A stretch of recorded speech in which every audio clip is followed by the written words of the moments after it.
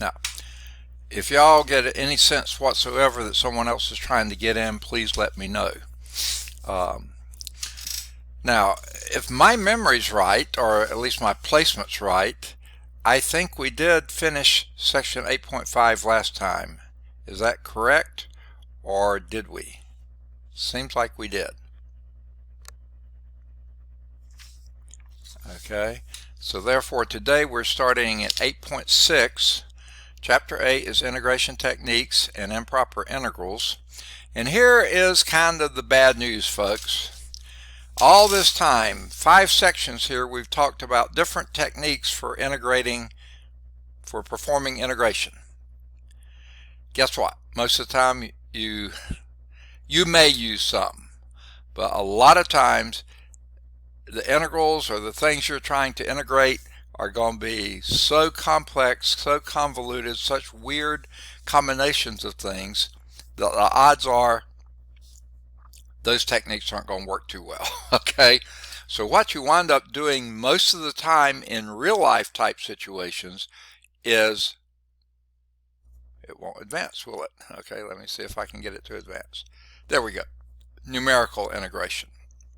Now, again, most of the times you will not even need to use any of the techniques we're about to go over, because you'll buy packages, or your company will buy packages, or wherever you're working, and they will be doing the numerical integration for you based on what we're going to be looking at here. So here are the objectives in this section. We'll approximate a definite integral using a trapezoid rule. Okay, we will approximate a definition using an Simpson's rule, and then we'll analyze the approximate errors using the trapezoid and Simpson's rules. Now, they left off one, which I'm not too sorry they did, and it's called the midpoint rule.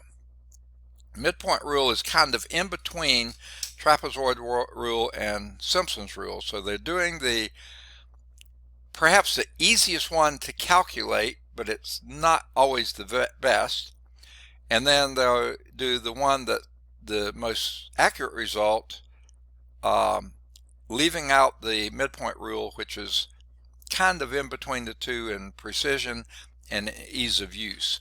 They'll mention it, I think, later on, but not going to do too much with it, which is fine with me. So let's start with the trapezoid rule. Some elementary functions simply do not have antiderivatives that are also elementary functions. For example, there's no elementary function that has any of the following as its derivative.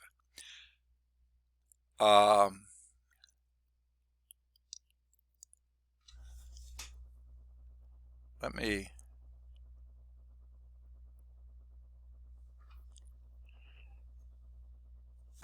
I'm having a little bit of trouble reading this. This looks like this is the index for that, but that doesn't really make a lot of sense. Maybe it's just a product. X to the 1/3 times 1 minus x to the 1/2. Yeah, okay, I can believe that. That's an elementary function, but I sure don't know anything that has that as a derivative. Square root of x times cosine x. That must be what they were meaning there. It just looks bizarre. Okay, cosine x over x. Okay, the square root of 1 minus x cubed. No. Okay, sine of x squared. No. These are all elementary functions, but there aren't any values, any elementary functions that have these functions as their derivatives. So therefore, these functions don't have antiderivatives. So you cannot integrate them. If you need to evaluate a definite integral involving a function whose antiderivative cannot be found, like those or many others, then while the whoa, here's somebody. Jemanuel is coming in. I was hoping he would be here. Okay, so Jemanuel's here. So we're only missing now Esther, Jesus, and Laurent. So hopefully they will be coming in. All right. Y'all didn't see anyone else waiting, did you? Nope. It's 5. 1, 2, 3, 4, 5. Got it. Okay. So while the fundamental theorem of calculus is still true, it can't be applied very easily. In that case, and in many cases, it's easier to resort to approximation techniques, and we're going to go over a few of those. I can't get it too advanced. Here we go. One way to approximate a definite integral is to use n trapezoids. Hey, wait a minute. Isn't this how we started doing integration in the first place? Yes, it was. But now we're going to do it using functions that don't have antiderivatives. Before, we were using those that did. So in development of this method, assume that f is continuous. Better be, otherwise it's going to give difficulty doing this. And positive, so we don't have it dipping below the x-axis, okay, on the interval from a to b, okay? So the definite integral from a to b of f of x dx, where this is your f of x function here, okay, represents the area bounded by the graph of f and the x-axis from x equal a to x equal b. Now, here, just like we did back when we were doing our sums before, use it approximating. Now, before we used rectangles, this time trapezoids. And you see this is a lot better fit, because if you just evaluate the function at x equal a, x equal x1, x2, x3, and x equal b, these are the values there at each of those. Now, the trapezoid defined there would be this width and the short height over here, the long height over here. Okay, that's what makes it a trapezoid. These two are parallel lines here, constant thickness across here, at least till you get to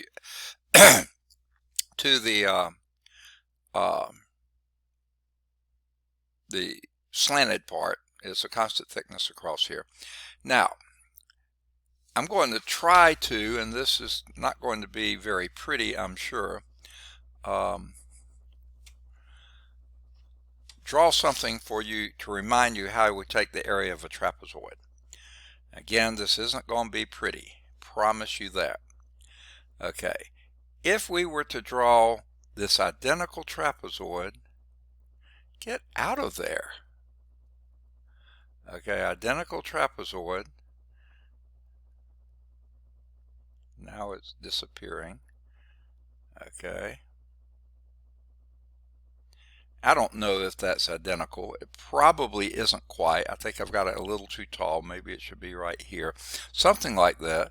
But you see, this short side here is the same as that short side. This long side here is the same as that long side. So what we've done, when you flip them over like that, you make it a rectangle. What's the width of the rectangle? Your delta x, right there. What is your height of the rectangle? It's f here plus f there. It's the sum of those two. That's the area of the rectangle. The area of the trapezoid is exactly half of that. So it's 1/2 of that area. So keep that in mind. You do that with every trapezoid here. Okay, this one will go on up to here somewhere maybe. Okay, and this one would come over. I'll probably have that one too short now. Yeah, it probably needs to go a little bit taller. Okay, and half of this rectangle would be this trapezoid area here. Same thing here, and on and on and on. Okay, so we have a way to calculate the area of those trapezoids, half the area of the corresponding rectangles. How did we get them? Well, we added this f1 plus f2 times your delta x. That gives you the area of the rectangle. This f2 plus f3 times delta x is the area of that one, and so on. Now, notice we use this f, let's call it x of 1, f of x of 1. We used it here for this one. We also used it here for that one. So we use this one once, this one twice, that one twice, that one twice, this one only once. Okay, sort of start getting this concept down. Okay, that's the area of the trapezoids. Okay, now if I can get my thing to advance. So first thing we're going to do is partition the interval a to b into n subintervals. That last one was either 4 or 5, I don't remember which. Each with a width of delta x, b minus a over n, just like we've done before.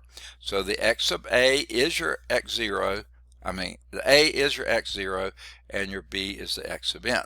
And then you have all the ones in between. They've then formed the trapezoid for each subinterval, and the area of the ith trapezoid, one of those out there, is f of x sub I minus 1 plus f of x. So like I said, we added the two together, two adjacent ones together, divided by 2, and then multiplied by the delta x, which is b minus a over n. Okay? Now we keep doing that for all n trapezoids. Okay? So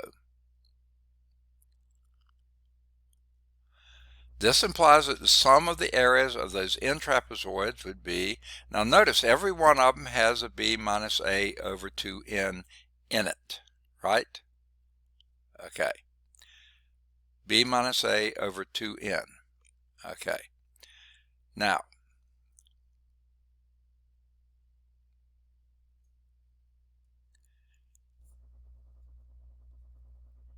they did do something a little, well, yeah, they finally pulled it out.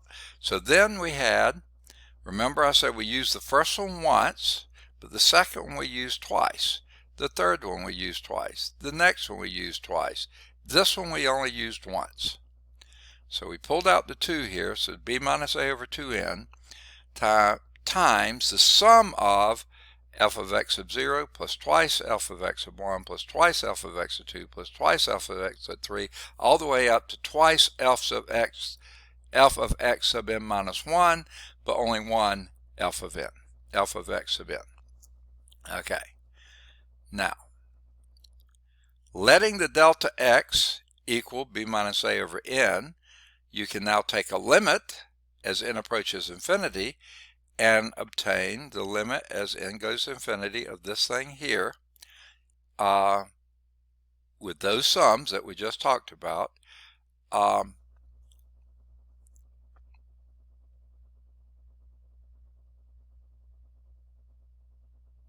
Okay, they go back and call this delta x again. I was trying to think, what did they do with that? They put it back here as delta x. So we'd first do this one once, this one twice, okay, yeah, that one once, those two, the endpoints once. So here's your delta x over 2, exactly like they had here. Why they changed it and then changed back, I'm not really sure. So you do that once, and then the rest of these you double. So the doubling of these, all these 2's in here are going to cancel out the 2 here, so you're just left with the summation of your x sub i's. Now this is f of a and f of b. I think they've got a thing wrong here. The f of b is f of x sub n. So they've got b in there twice. They shouldn't. This should only be going to n minus 1. Okay? But that's okay. You're letting n go to infinity, so it really won't matter anyway. So basically you have this. Now, as n approaches infinity, this first term, of course, is going, now why it sends out little things like this, I don't know. This thing is going to 0. But you see, you've lost your 1 over n here. Okay? And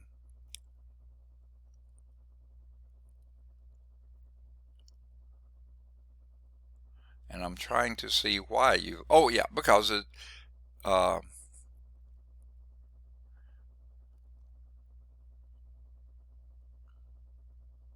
me see.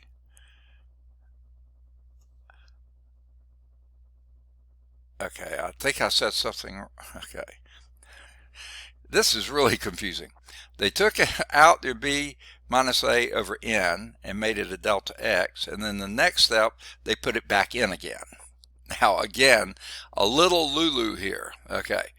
But they did this so we could leave the delta x in here, and they showed that, but then just take it back out here. Again, this seems a little crazy. So sure enough, when they do let this n goes to infinity, this term basically becomes 0.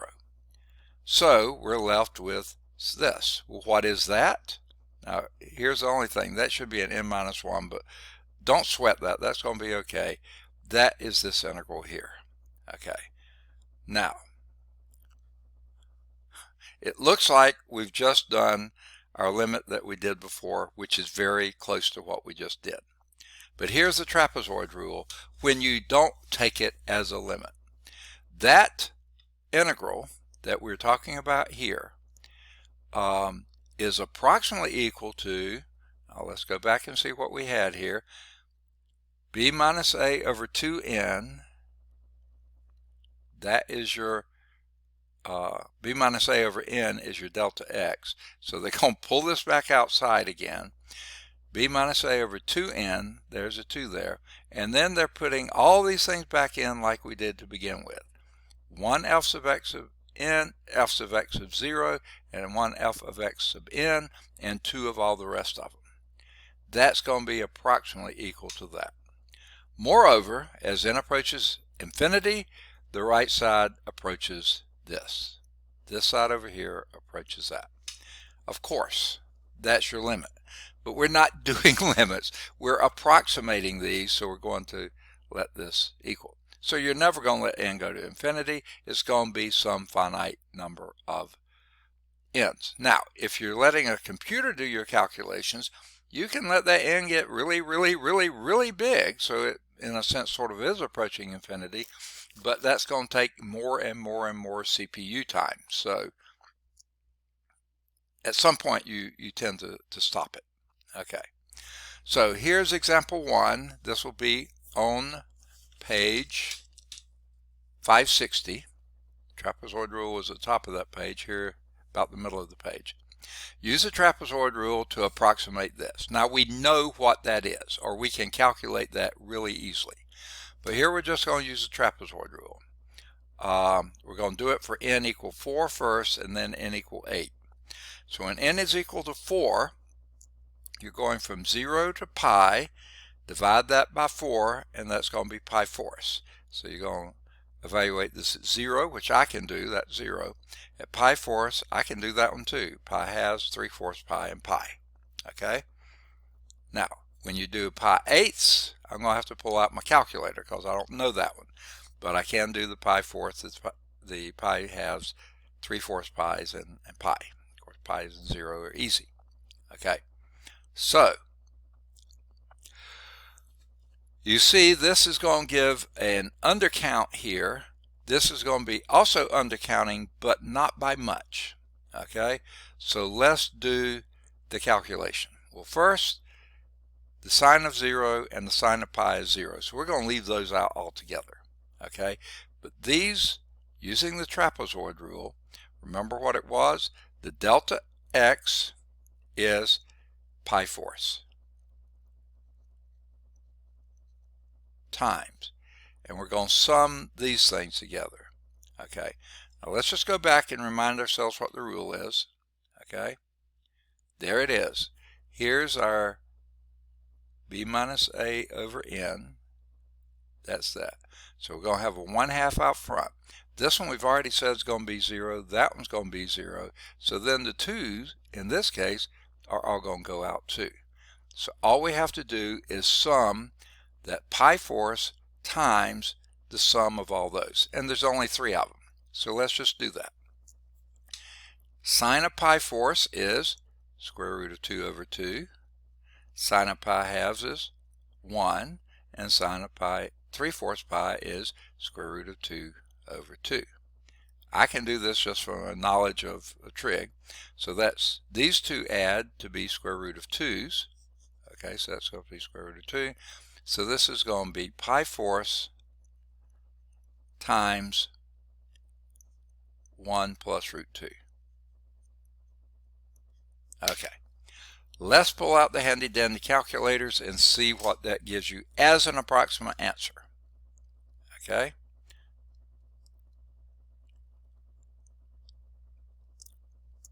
I'll have to turn my calculator sideways or phone sideways to be able to get to use pi's and things like this. So it's going to be pi fourths, so pi divided by 4 times, I'm going to open parentheses, 1 plus the square root of 2, close your parentheses, and press equal. I got 1.89, okay?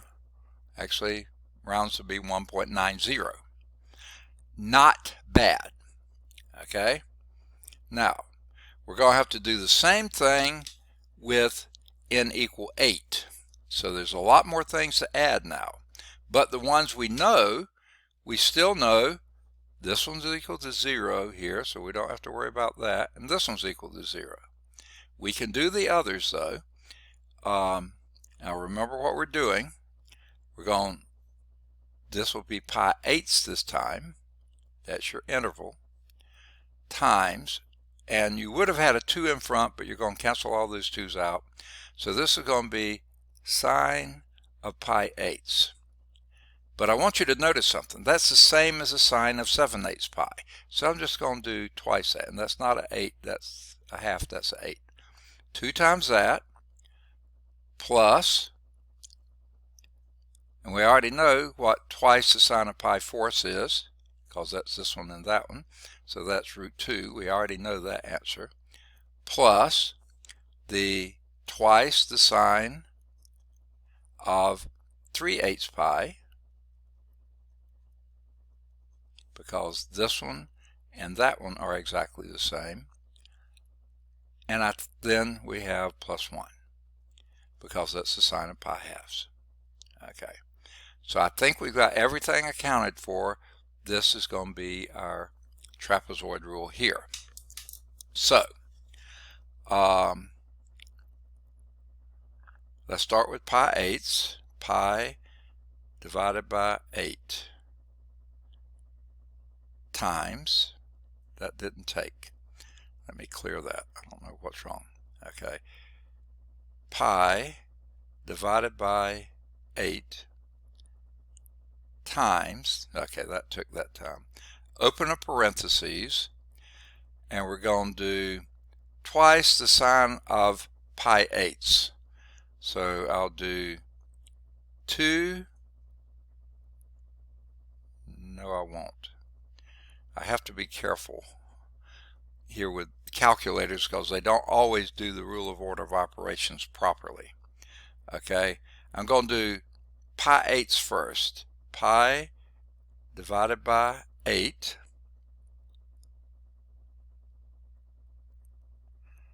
I need another set of parentheses. Let's start over. Okay, these calculators are a bit tricky.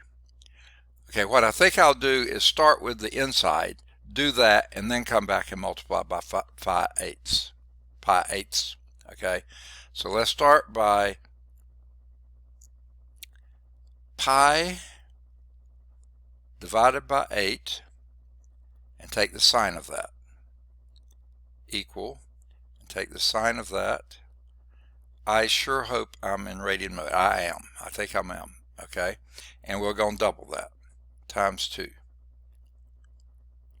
plus, and then we're going to do 3 pi divided by 8 and take the sine of that. Now this time I'm going to open parentheses, and I sure hope it opened. 3 times pi divided by 8 and close that parentheses and take the sine of that. Okay, and double that. I hope I doubled the other one. I can't remember. Okay. Now we're going to do plus the square root of 2 plus 1 equal, and I'm going to multiply that by pi divided by 8 equal. This time I got 1.97. Okay, last time I just barely got 1.9, this time 1.97. Looks like we're getting closer. Okay, now let's just, while we're here, actually do the integration. This one we didn't have to use the trapezoid rule because we know what this is. Antiderivative of sine is minus cosine, evaluated from 0 to pi. Well, that would be minus the cosine of pi minus the minus, which is plus the cosine of 0. Well, the cosine of pi is minus 1, minus that would be plus 1, plus 1, cosine of 0, that's supposed to be a 0. Okay, cosine of 0 is 1, so this is 2. First time we got 1.9 approximately, the next time we got 1.97, the actual value is 2. So sure enough, these were getting closer and closer to the value of 2. Okay, that's how the trapezoid rule works. Now of course I cheated some because we knew some of those values already, and I didn't want to just punch around on my calculator. The reason I don't, this phone has very small digits and I've got very fat fingers, and it's really hard for me to get those things to work together well. Okay, so I'm going to put this aside for a moment, though I'm sure we're going to pull it back out, and I'm just going to put it aside because I don't have much room on my tabletop here, desktop. Alright, so let's see what they did. When n is equal to 4, the delta x is pi fourths, that's what we got.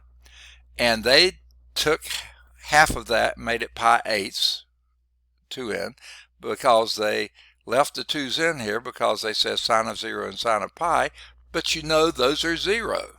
Okay, now I don't know what that noise was about. Let's see if anyone else is trying to get in.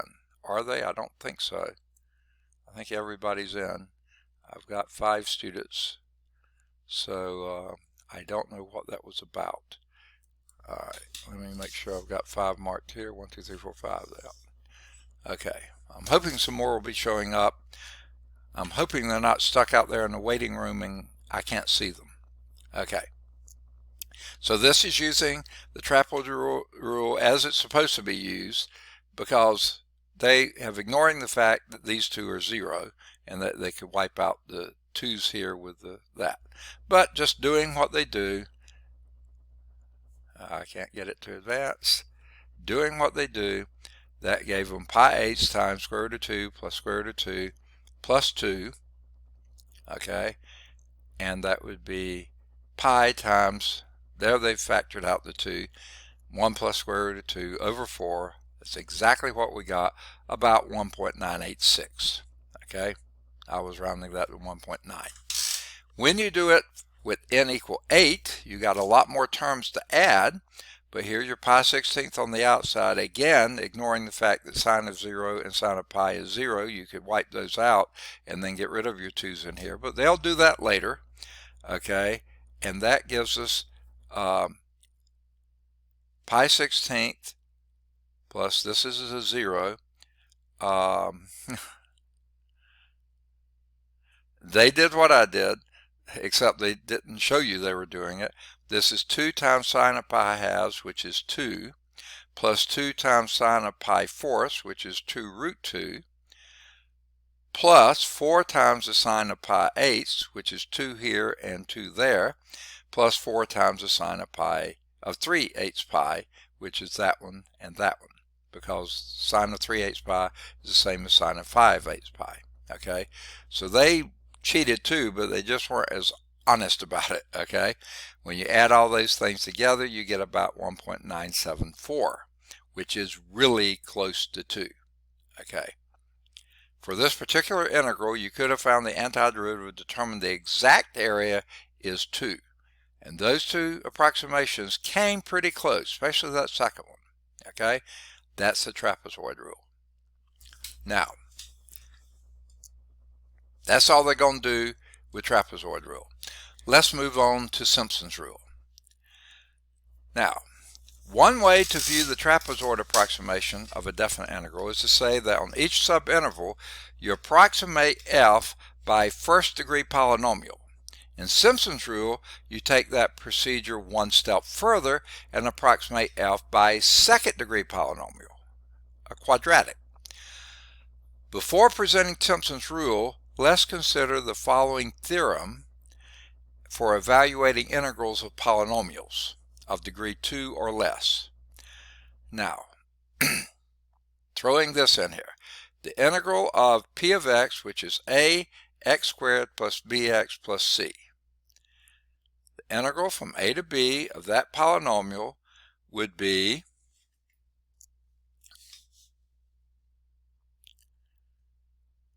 oh boy. Huh. They just pulled this directly out of the air, okay, without any kind of preparation for this at all. Well, what they're doing is evaluating it at the first endpoint, p of a, and evaluating it at this last endpoint, p of b, okay?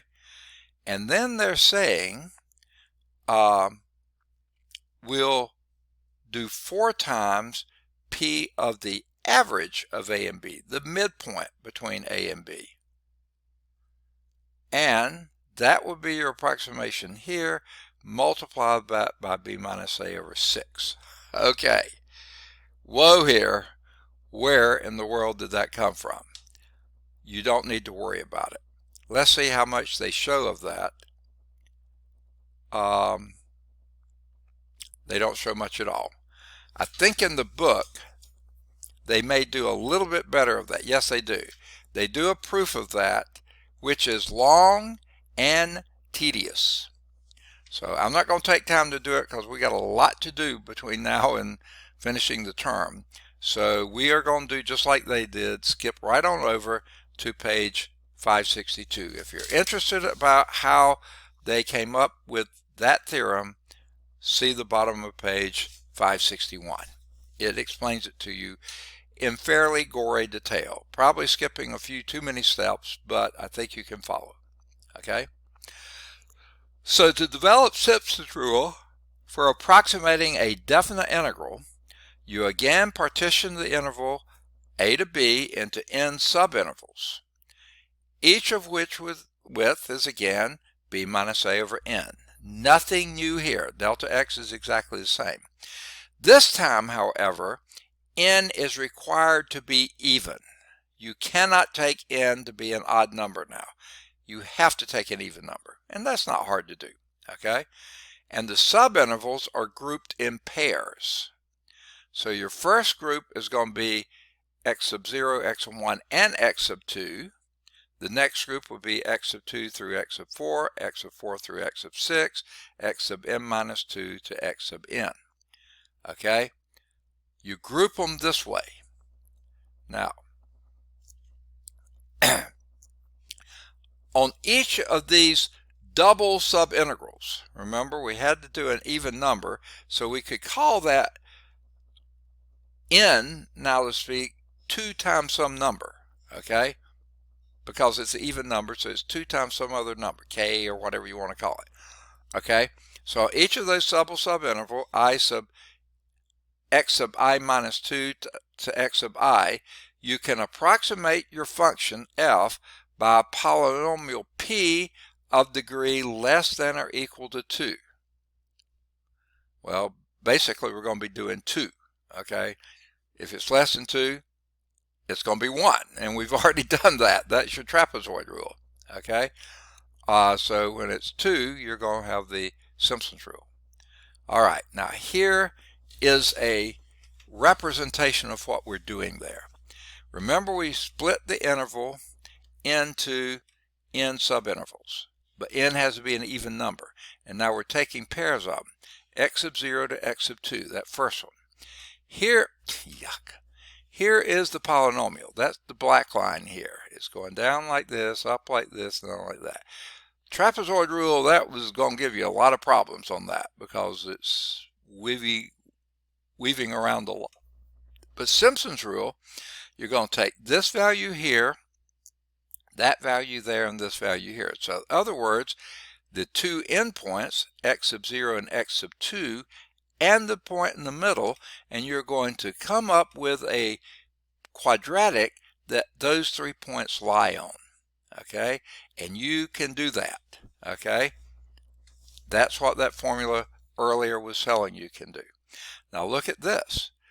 Yeah, you're overshooting a little bit here, but you're undershooting a little bit there. So even a real wavy function like this is still not going to give you a bad approximation with a polynomial, with a quadratic here. Not going to be exact, it's going to be close. So this, the area under that polynomial that you came up with here is approximately equal to the area under the curve itself that you did there, x sub 0 to x sub 2. Okay, now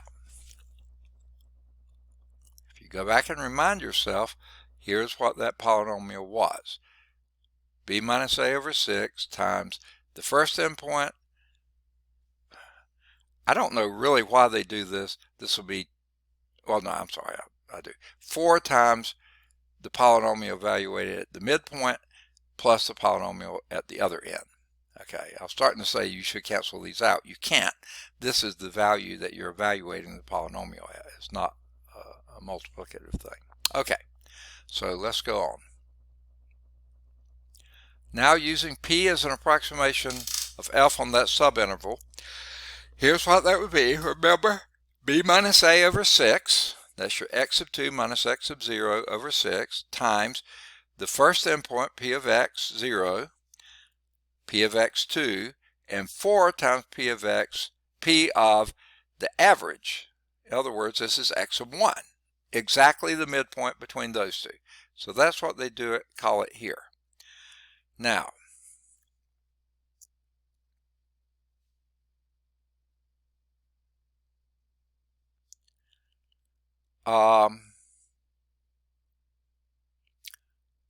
the x sub 2 minus, x sub 2 minus x sub 0 is two intervals, remember? Each interval was b minus a over n, so you have two of those intervals. That's 2 times b minus a over n, and then that's divided by 6. Okay? So if you work that out, the 2 and the 3 will go into 6 3 times. You have b minus a over 3n. So there's your delta x out in front, you might say, sort of like that. And then here are your polynomial values. That is the same as the functional value at x sub 0 plus 4 times that functional value at x sub 1 plus that functional value at x sub 2. Oh, here's Laurent. Let me get him in. So Laurent's here. We're only missing Jesus. If we can get, oh no, we're missing Esther also. Okay, I'm hoping Esther is making it back in. All right. So that got us down. Laurent, you just got here. We're on in Chapter 8, Integration Techniques and Improper Integrals.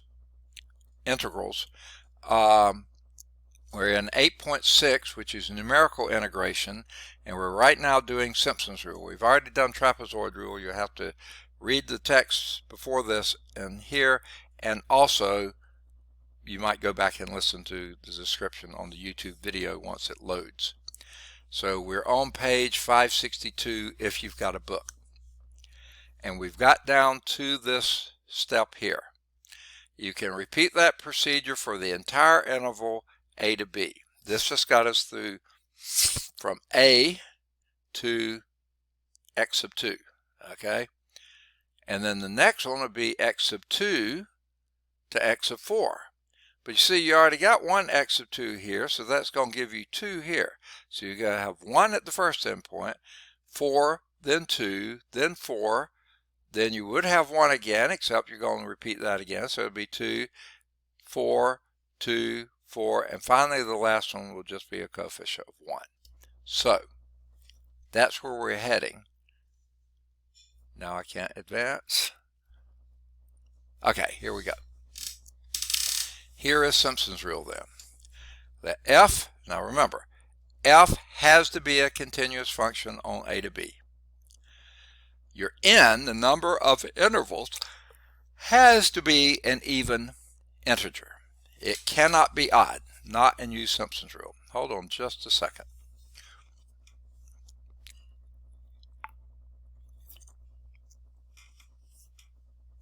My throat is sort of scratchy. Okay, n has to be an even integer. And Simpson's rule for approximating that integral from a to b of f of x dx, especially when this f of x is not something that has an antiderivative, but it is a function that's continuous, you can always evaluate it at any value. And what's what we're going to be doing at these values that you split it up. So that is going to be approximately b minus a over 3n.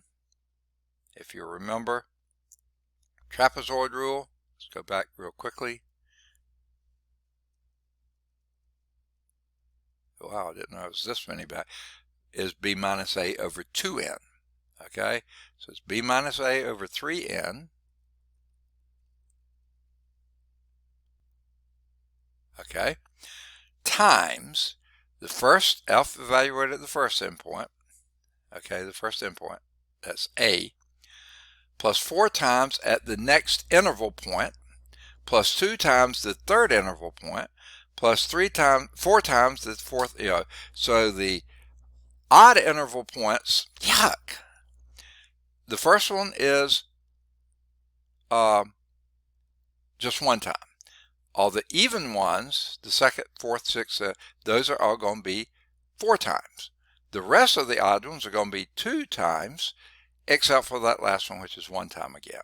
So your coefficients are 1, 4, 2, 4, 2, 4, 2, 4, 2, 4, 2, 4, 2, 4, 2, 4, and then finally a 1 again.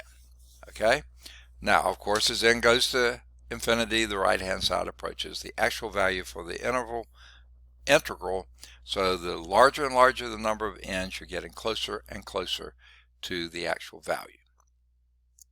Okay. Here's example 2 using Simpson's rule, and this is bottom of page 562. And by the way, this example, you can see larsoncalculus.com for an interactive version of this type of an example. Now, it's going to be the same one we did before, using the same intervals we did before. Okay? The integral of 0 to pi of sine x. Okay. I couldn't find where I put my pen.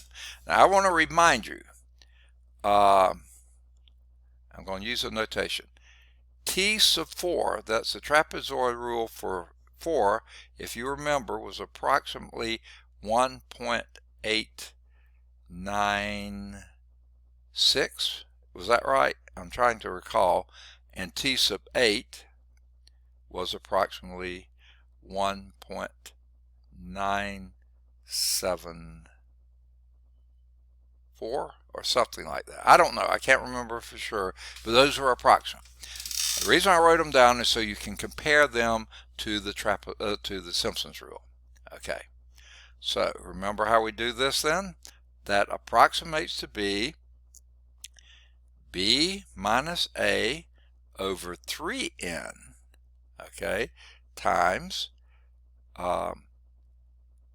your f, I'm going to call it f sub 0 plus 4 f sub 1 plus 2 f sub 2 plus 4 f sub 3 plus f sub 4. That was your n equal 4, right? Now your f here are your signs at the various intervals.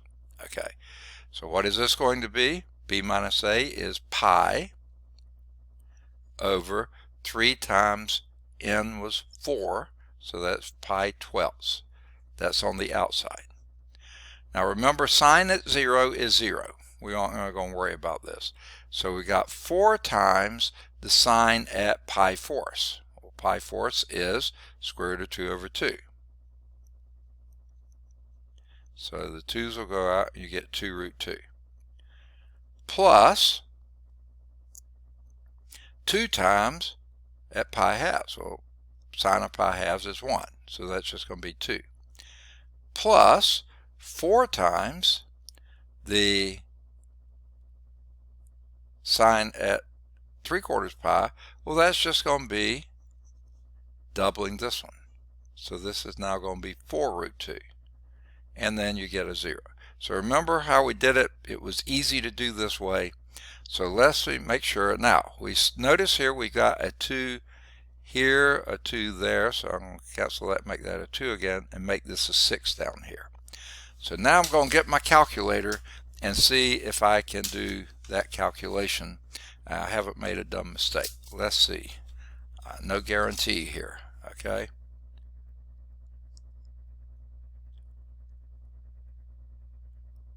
All right. I'll turn it sideways here. And again, well, we know these. Okay, so this is going to be fairly easy. So let's start with the pi 6. Pi divided by 6 times, I'm going to open parentheses and do a 2 times square root of 2 plus 1, close my parentheses, and press equal. Oh my goodness gracious, look at that one. With S sub 4 is 2.00, we'll be generous and round that up to 5. So whereas your T sub 4 was that, your S sub 4 is approximately equal 2.005. It's better than T sub 8 by a long shot, okay? Pretty much. So let's do our S sub 8. All right, I wish I could erase, but I can't on this screen. So that's going to be pi over 3 times 8 is 24. We're not going to hang on to that very long, but we'll do it now. Now your F sub 0 was still 0, sine of 0. And then you have, remember, 4 was your second coefficient, but you got 2 of them, so that would be 8 times the sine of pi eighths, okay, plus, and then we had exactly what we had here. I've marked through it so many times I'm trying to recall. It's now going to be a 2 times, only you got 2 of them, so that was going to be 4 times the sine of pi fourths, which is root 2 over 2, and we have 4 times that, so that's 2 root 2, I think. 2 root 2 plus, and then, so it's 0, 4, 2, 4. So 4 times 2 would be 8 again. The sine of 3/8 pi. The reason I'm doing 2 of them, 3/8 pi is the same as 5/8 pi. The sine of 3/8 pi is the same as sine of 5/8 pi. And then we have the 2 again times 1. So that's just going to be another plus 2. I think I wrote them down right. I hope so. Okay. Now notice again, Every term has a 2 in it, so we're going to cancel out our 2's and make this 12. And this will be a 4. This will be a 1. This will be a 4. And this will be a 1. Don't let me forget that 1. Okay. Now again, let's start with the sine functions because they're sort of messy to do on a telephone calculator. So let's clear our screen here. All right. So pi divided by 8, pi divided by 8 equal, and take the sine of that. We're still in radian mode. Be sure you're in radian mode. Okay, I think that did it properly. Times 4 plus, let's do the other one. I'm going to open parentheses this time and do 3 times pi divided by 8. Close that parentheses and take the sine of that. Okay.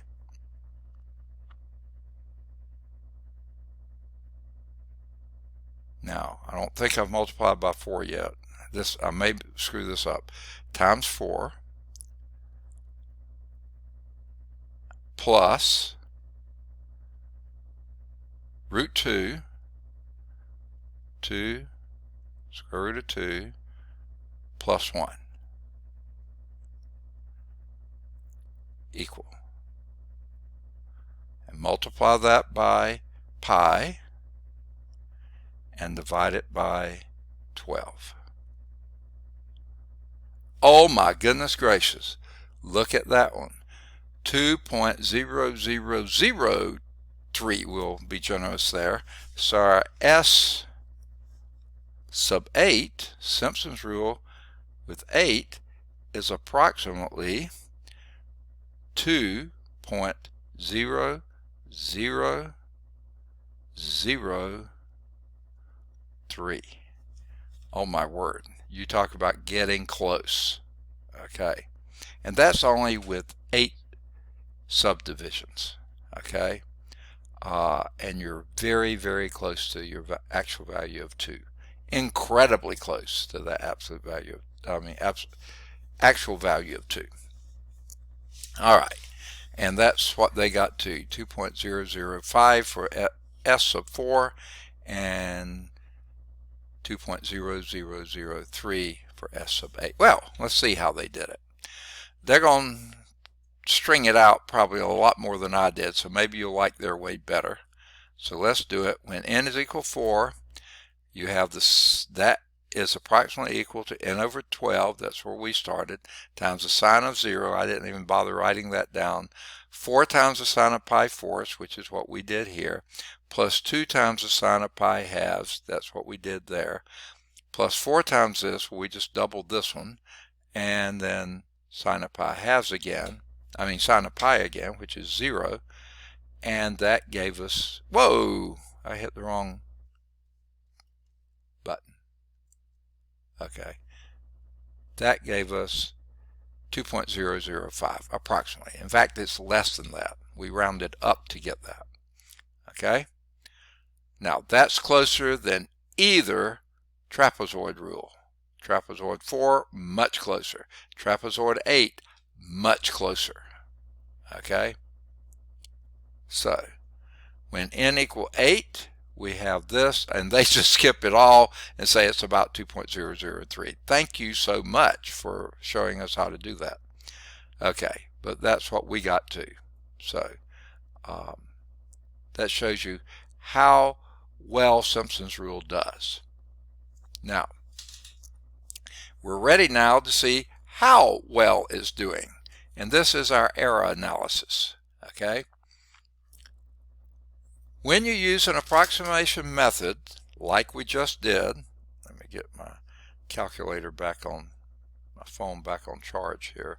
I don't need much, but I'm afraid I'm going to drop it if I leave it on my knee like it was. So let me set it aside. All right, when you use an approximation technique, it is important to know how accurate you can expect the approximation to be. This following theorem gives the formula for estimating the eras involved in the use of Simpson's rule and the trapezoid rule.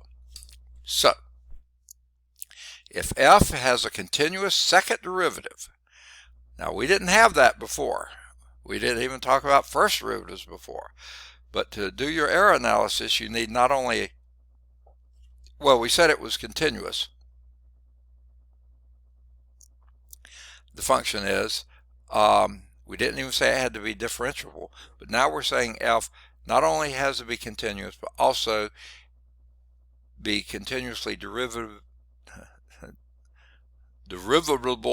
You know, you can take derivative twice, and the second derivative is still continuous on that interval a to b. Then the error in approximating this by the trapezoid rule, the absolute value of that error, plus or minus, is b minus a cubed divided by 12n squared times the maximum value of your second derivative, absolute value of second derivative in that interval, the maximum value of that multiplied by the we just did. And that's for any x inside between a and b. Moreover, if f has a continuous fourth derivative, so not only does it have to be differentiable, it has to be second differentiable, it has to be third differentiable, it has to be fourth differentiable, and have a continuous fourth derivative on a to b, then the error in approximating that by the Simpson's rule is, the absolute value of that error is b minus a to the fifth power divided by 180 n to the fourth power times the maximum of that absolute value of the fourth derivative in that interval, anywhere in a to b. Now, just a couple things to point out to you. The bigger your interval is, you know, your error can get to be fairly large. But the bigger your subintervals are, you know, in other words, how many n's you're taking, if you're taking more and more n's, then this can sort of wipe out some of that thing. If n is very small, you square a small number, it's even smaller. And you're dividing by 12, which is another pretty good sized number. Okay? Okay, now n, you're letting n get big. So when you square a big number, you get a much bigger number. Multiply it by 12, it's even bigger. And when you divide by a huge number, that makes the error go down. So the smaller the size, the more intervals you have, the larger n is, that gives you a much better error approximation. Even if you did have a fairly large overall interval here you were looking at. And here your b minus a, your overall interval, is raised to the fifth power. So if that's very big, that can introduce some problems. But look at what's happening in the denominator. N, if it was a fairly large number to begin with, raise it to the fourth power, it becomes astronomically large, and multiply that by 180. So this is going to make it quite big. Now, your maximum second derivative here, maximum fourth derivative here, most of the time those don't get too far out of hand. So that's usually not doing much, but it is the maximum there. Now, the reason we use the max, this is always less than or equal to. You're making sure that your error is going to be less than or equal to what you calculate. Now, in general, when using an approximation, you can think of the error E as the difference between the actual value that you didn't know but are looking for and the approximation. Theorem 8.6, which is the one I think we just had, that was 8.6, was, yeah, 8.6 states that the errors generated by the trapezoid rule and Simpson's rule have upper bounds dependent on the extreme values of f double prime for trapezoid rule and the fourth derivative of f for the Simpson's rule. In the interval, sorry. I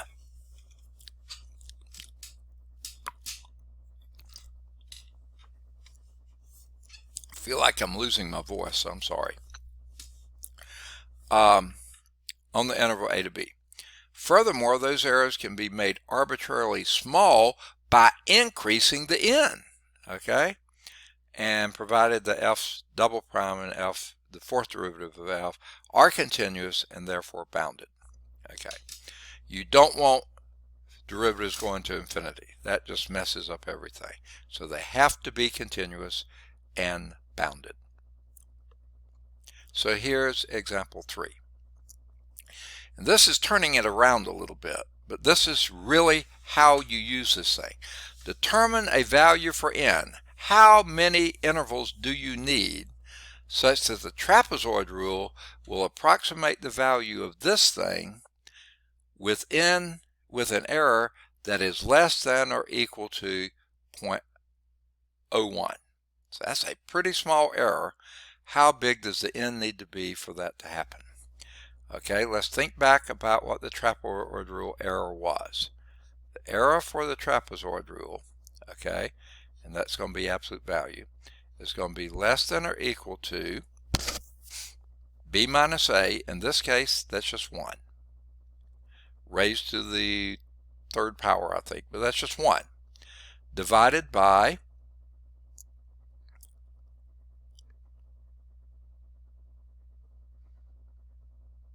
goodness, I forgot my denominator. 180, no, that wasn't it. 12. Okay, I was thinking it was 12. Okay, 12 n squared. Okay, I'm writing down the rule as it is. Times the max of the second derivative of x on that interval. Okay, make sure I got it right. Yeah, I just didn't do b minus a over n. I did it. It's cubed. It's 1 cubed. Okay. So obviously the first thing we've got to do is take the second derivative of this function. So let's rewrite this as 1 plus x squared to the 1/2 power. Okay, this is the function f. Let's do f prime. That would be 1/2 1 plus x squared to the minus 1/2, we're taking the derivative, times 2x, so the 2 will wipe out that one, and you wind up with x in the numerator. All right. Now we've got to do an f double prime. Okay. Now we've got a product rule here. So it's going to be the first, which is x, times the root of the second, which is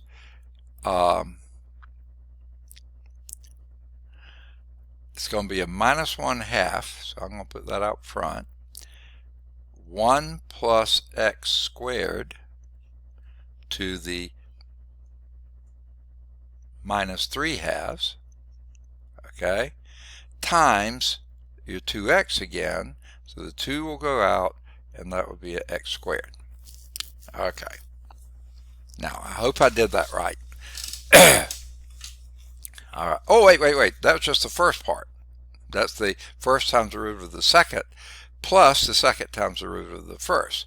Well, the derivative of the first will be 1, and the second is just 1 plus x squared to the minus 1/2. Okay.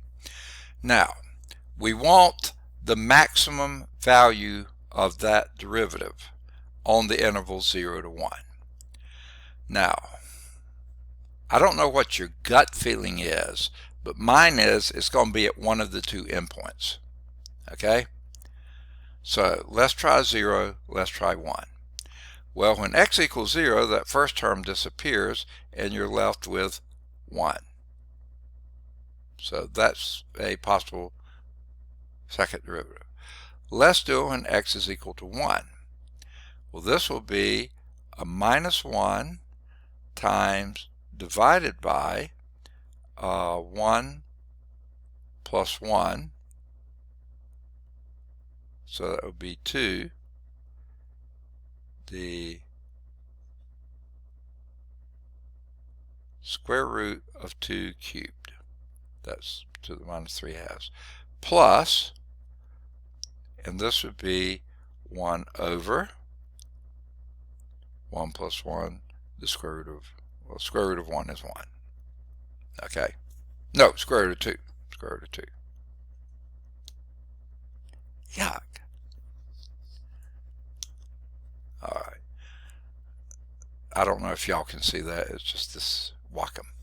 Okay. Because it's square root of 1 plus. Okay. Now, so it's 1 plus 1 over root 2. Okay. Wait.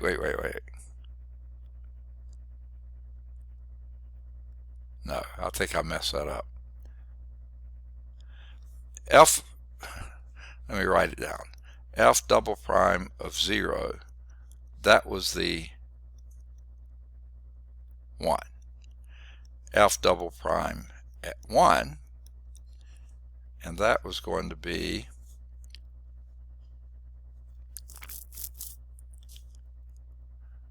yeah, that's what I had up here. A minus 1 over the square root of 8 plus 1 over root 2.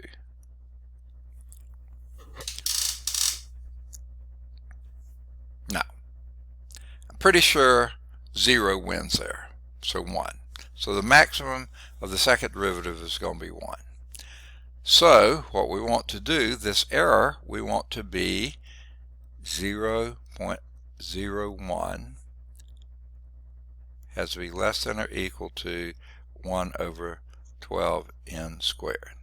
Okay, so in other words, 0.12 n squared has to be less than or equal to 1, so n squared has to be less than or equal to 1 divided by 0.12. I hope I'm not making a dumb error here.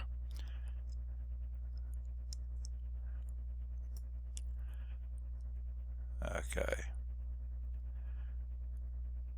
1 divided by 0.12 equal 8.3, and then I want to take a square root of that.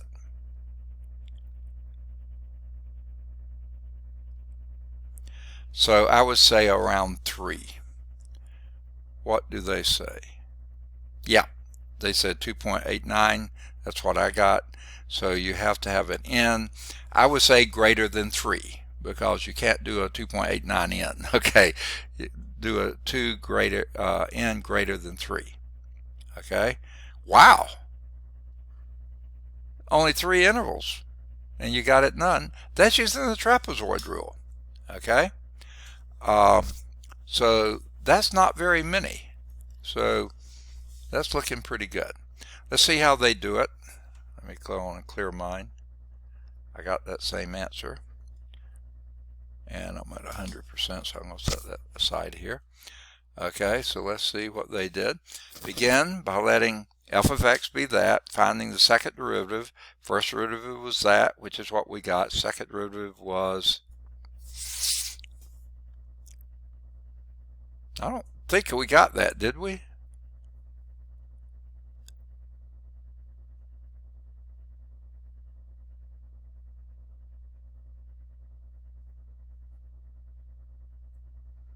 Okay, we didn't carry it out the way they did, but I think if we had, I think you would have wound up with that same result. I just didn't carry it any further, but that's what their second derivative was. So you look at that, the maximum of that is going to be when x equals 0, and then your second derivative is 1. Yeah, that's what we got. So anyway,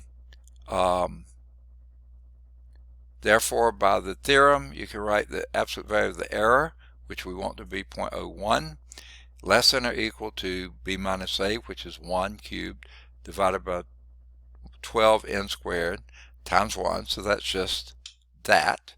And the error, you want it to be, yeah, okay, they got that. You want that to be 0.001, less than or equal to 0.01, sorry. So what they did, oh man, they multiplied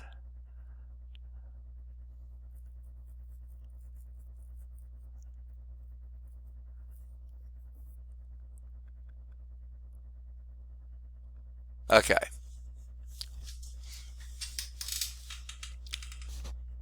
Okay, yeah. They wrote it this way. I don't know why they did this. This was that thing. They want that to be less than 1/100th, 0.001, okay? And multiply both sides, or reciprocated both sides, and switch the terms, okay? They did it right, but they did it weirdly. When you reciprocate them both, you change the inequality, okay? But then they changed the sides. So, yeah, it worked. What they did, multiply both sides by this and multiply both sides by that. Yeah. Anyway, that's what they got, and then divide by 100, which is exactly what we did. It just came out a lot easier than this did, and that gave you about 2.89, which, of course, will round to 3. You can't have an n that's a fraction. Now, apply the trapezoid rule as shown. Oh, I didn't know they wanted us to do that. They didn't say we had to. They're just taking it another step. So you can choose that n equal 3, and then they use the trapezoid rule. And remember what the trapezoid rule was. Let me scroll back so you can see it.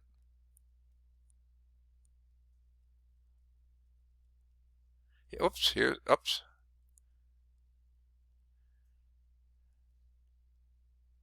There's the trapezoid rule. B minus A, 1, divided by 3, so it's 1/3. Oh, wait. 1 divided by 6. 2 times 3 is 6. 1 divided by 6 times the sum of those.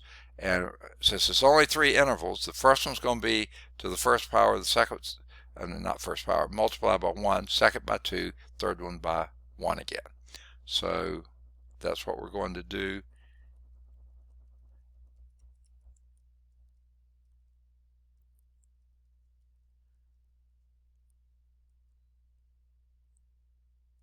Here. Nope, we've already done that. Here, okay. Yeah, so choose n equal 3. Now, apply the trapezoid rule. What that would be is 1/6. Remember we had that 1 over b minus a, which is 1, over 2n. N was 3, so that's 6. And then we'll do 1 times, where is it? Well, let me just point it this way. 1 times this when it's evaluated at 0, plus 2 times that when it's evaluated at 1/3, plus 2 times that when it's evaluated at 2/3, and then 1 times that when it's evaluated at 1. Okay? Now, this will be square root of 1. This is going to be an irrational number, so we'll worry about that. And then this will be another one, and this will be square root of 2. So, let's see if their calculations was right.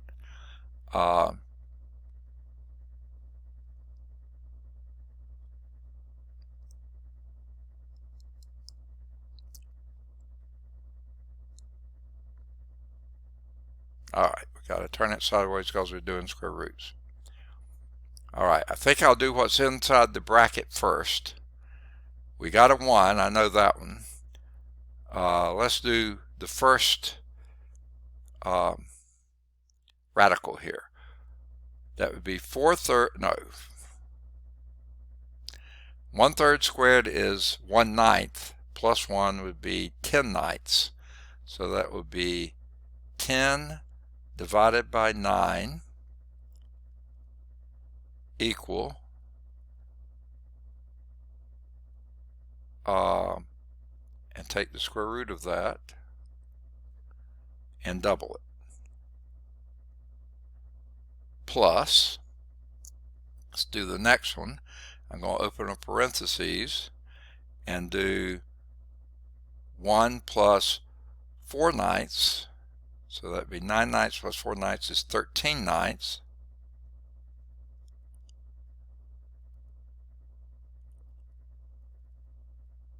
Square root of that,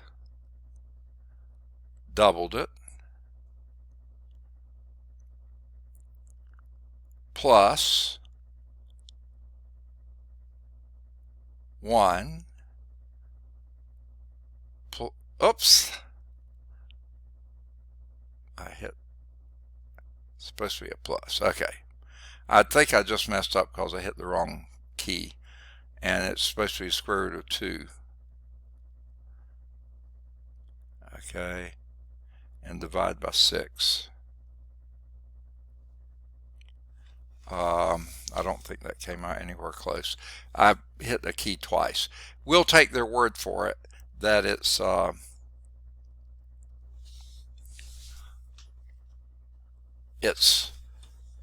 1.164. Okay.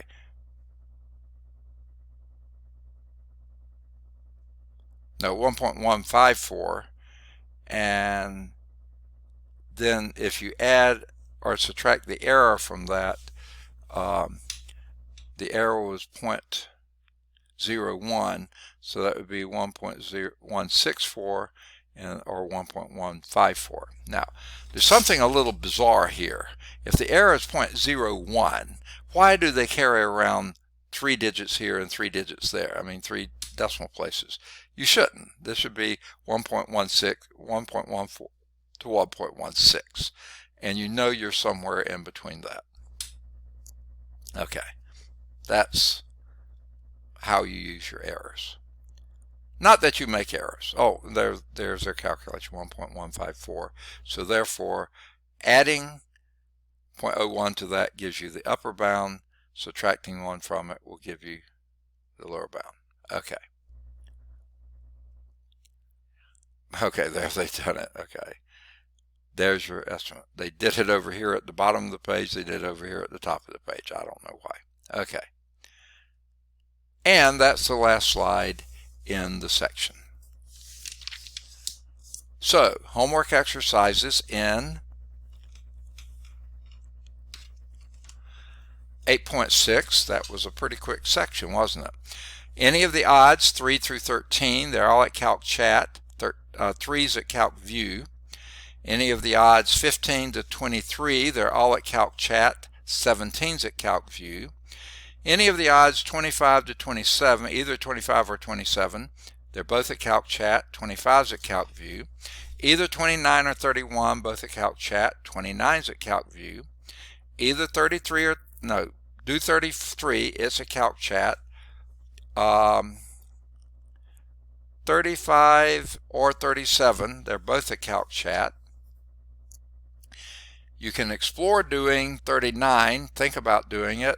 That should be at Calc Chat. 41, any of the odds 41 through, 45, no 47, they should be at Calc Chat. Now 45 says it needs a graphing utility or some sort of a computer algebra system, something that can do a little bit heavier stuff, and number 47 is a proof, so you can work on that if you'd like. Now, I had decided we probably won't do 8.7, but what I will do is take you through a slideshow of it, okay? Because frankly, when you're doing integration, okay, I said before, let me see if I can get this out in front. I can't.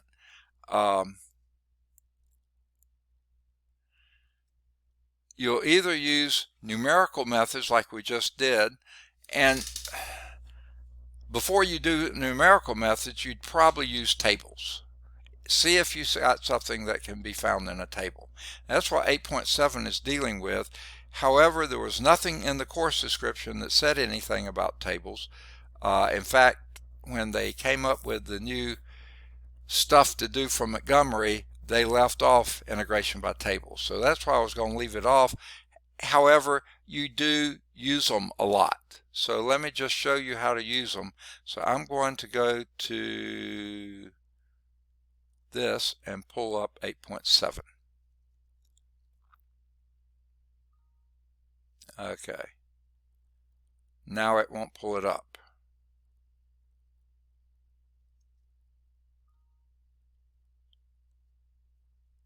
Well, there it is. Okay, it said it couldn't read it. So let's try it. So let's go back to Zoom and see if I can pull that up. 8.7. There it is. All right, now I've got to move these things around again. This is sort of a pain in the neck. Sorry. You can't see what I'm talking about, but I have a toolbar, taskbar, whatever you call it, that sits not in the middle of the screen, but close enough that it bothers reading. All right, now let's go to this one from current slide. All right, that's the part it probably had trouble reading, this down here, and it didn't read it very well. Okay, so let's proceed. Still, Chapter A, Integration Techniques and Improper Integrals. 8.7 is integration by tables and other integration techniques. So you're not going to be responsible for this. However, frankly, you'll use tables more than you'll use any of the other techniques in my mind. So let's just show how to do it. Find the indefinite integral using a table of integrals. Find the indefinite integral using reduction formulas, and find an indefinite integral involving rational functions of sines and cosine. Okay. Here's integration by tables. Many people find tables of integrals to be a valuable supplement to the integration techniques discussed in this chapter, especially if you don't want to go back and do it all again. You can probably find it in a table. Tables of common integrals are found in Appendix B in the back of your book. It's before your answers. It begins, and this is, I hate it when they do this. They start renumbering the pages in the back, so I can't tell you what page to look at.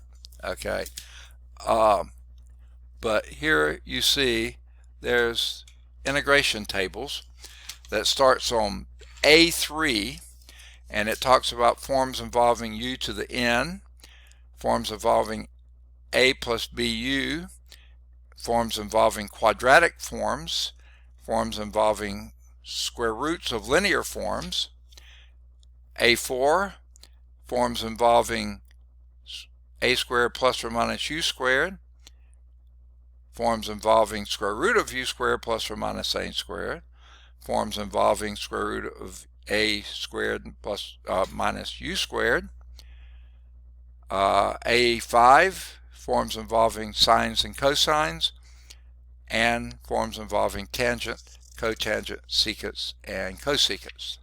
And then A6, forms involving inverse trigonometric functions, forms involving e to the u, forms involving log u, forms involving hyperbolic functions, and forms involving inverse hyperbolic functions in trigonometric form. There's a total of 100 tabular solutions there, covering 1, 2, 3, 4, 5 pages, approximately 20 per page, not quite, but not exactly 20, but approximately 20 per page. And you'll use these probably, like I said, more than you use your other things. So that's what we'll be referring to. I'm going to get a piece of paper and stick it in there so it'll be easier to get back to the tables. So, integration by tables is not a cure-all for all the difficulties that can accompany integration. Using tables of integrals require considerable thought and insight, and often involves substitution before you can even get to one of those forms. Each integration formula in Appendix B can be developed using one of the more of the techniques to verify several of the formulas. Okay, now, when I was in undergraduate and college, one of my physics professors got a really good deal on a huge, thick book called a CRC. That's what it was called, CRC. It was Chemical Rubber Company. They did a lot of work in a lot of things, and they had um, a CRC for physics. I think they had a CRC for chemistry. They had a lot. The physics had the math integration in it as well, differentiation and integration. And whereas this appendix has 100, I'm guessing that one probably had closer to 1,000 integral forms that you could do. So sometimes you can find books like that that give you way more than just what this one does. However, it was, and then it wasn't that hard to use, but man, that was one big thick book to have to carry around. Okay, so let's go. Here's a formula. For example, Formula 4 in the back of your book and table in Appendix B, and this would be on page A3, though that's not very helpful. Appendix 4 says that the integral of u over a plus bu squared du is 1 over b squared times a over a plus bu plus log of absolute value a plus bu plus c. That's formula 4. Now, you can do that using partial fractions, okay? But if you don't want to use partial fraction, there it's done for you. Formula 19, I think on the next page, I don't think it's on the same page. Yeah, it's on the next page, very top one on the next page, on page A4. It says that the square root of a plus bu over u du is 2 times the square root of a plus bu plus a times the integral of du over u plus the square root of a plus bu. Well, guess what? You could do that by integration by parts, but the thing is you still got an integral here. So you would have to go somewhere else in the table and see if you can figure out how to do this integral. And I think you'll find one like it. Let's see if we can find that quickly. I believe that would be number 17. Number 17 is just like that second one right here. There is 17. So you may have to use this multiple times. Okay. Now, formula 84, which I think is on the last page, A6, okay, that is the integral of 1 over 1 plus e to the u du, and that is a that integral can be done using a, I want to say u substitution, but they're using u here, using a substitution. Okay, let v, if you wanted to call it that, be 1 plus u to e to the u, then dv, do all that kind of stuff. Ultimately, you would get that. So you don't have to have these formulas. However, they can shorten the process for you. Okay. Now, note that the integrals in Appendix B are classified according to the form of the integrand, and this is what I was reading to you. Simple power rule, we know that already. The integral of a quadratic, basically complete the square and then use one of the ones down here. Okay, a squared plus or minus u squared, that's basically going to be a tangent substitution. This is going to be a sine substitution. This is going to be just how to do a linear function. This is going to be probably a u substitution, and that would work for you there. This will probably be either a secant trig substitution or a tangent. Okay, and then inverse trigonometric functions, log functions, trigonometric functions, and exponential functions. So that's how they split those out. I called out those names as I was thumbing through that appendix. So, integration by tables. Now, I would not try to do this. You might be able to kludge it around here a little bit and do a partial fraction one, but that would be pretty awkward. Let's see if we can find that in the table. Okay, now that to me looks like a square root of, what is it? U minus, or U plus minus, well, that's a form involving a square root of a plus bu. Okay, here your a would be a minus 1, the b would be 1, and u would be x. Okay, so this would be almost exactly what 17 in your table is. Okay, oh, there's my pen. Okay, now I wasn't going to do this, but since they did pick one out for you here, let's do it. Okay. In your table, it says number 17 is the integral of 1 over u times the square root of a plus bx du, bu du is equal to, and then it goes into a two possibilities there. So rather than write them all down, let's just identify what's what. Okay, in our rendition here, u is equal to x. So u is equal to x. So we can just put x's in there and that works, because that's exactly. However, like I said, a here is minus 1. So a is a minus 1. b is just 1, because the coefficient of your u or your x is just 1. Now, the two possible answers in the back say what happens when a is positive and what happens when a is negative. We're going to take the negative one. So this is the one that we're going to use, the negative a, and that is 2 over the square root of negative a. Well, a is a negative 1, square root of 1 is 1.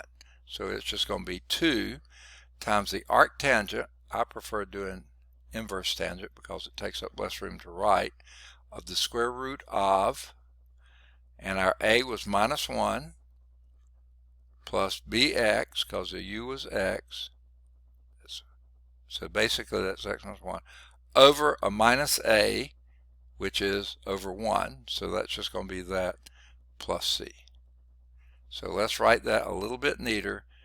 2 times the inverse tangent of the square root of x minus 1.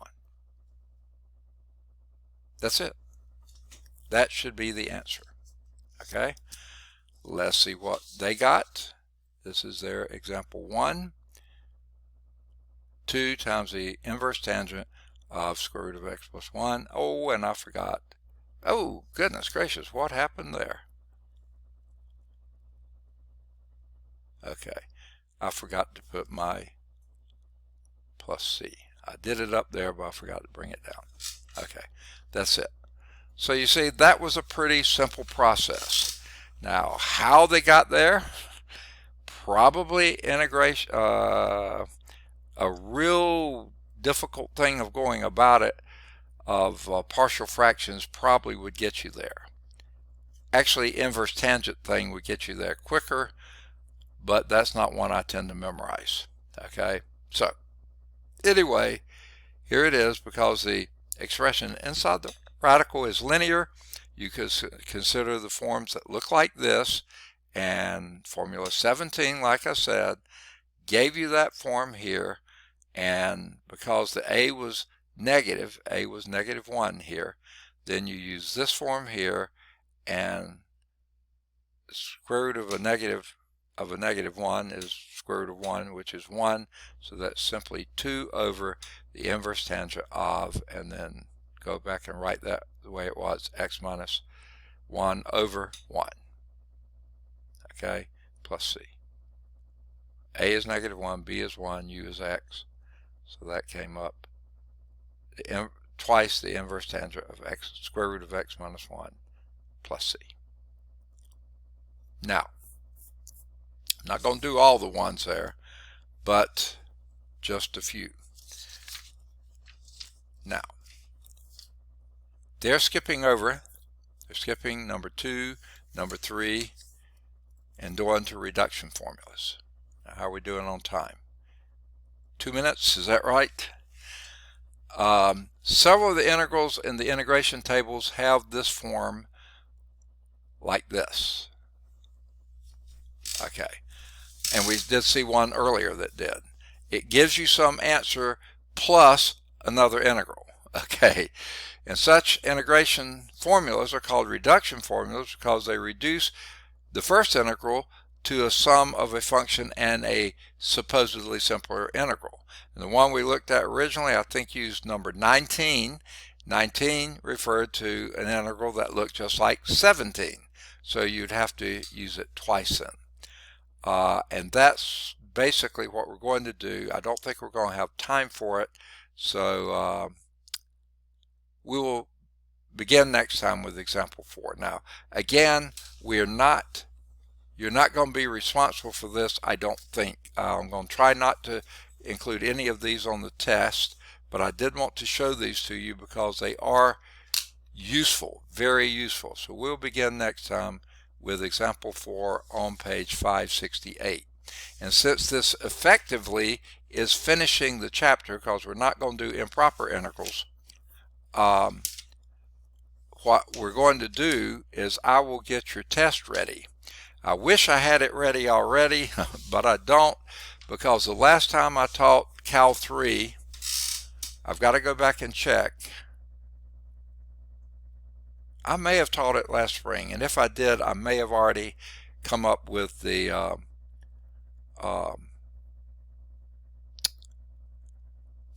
test from this new book. If not, I've got to come up with another test. So I'll try to get that out to you maybe this afternoon, possibly. I don't have much time tomorrow. I might be able to do it late tomorrow or sometime Friday. But I'll try to get your chapter 8 test out there for you sometime before we meet again on Monday. And you have at least a week to work on it, so your clock won't start ticking until we finish everything we're going to do in chapter 8, which means after Monday. But you can take as much time as you want. All right, any questions? I think we've just about run out of time. We have. Any questions on anything we've done so far? Okay, I'm going to stop sharing. I'm sick and tired of sharing. And unless you have some questions, I'll go on and end the meeting. Anybody? All right, good deal. Have a good weekend. Some of you, in fact, I think every one of you, maybe I'll see again shortly, or tomorrow, or both. So take care. We'll see you soon or Monday, one or the other. Good deal.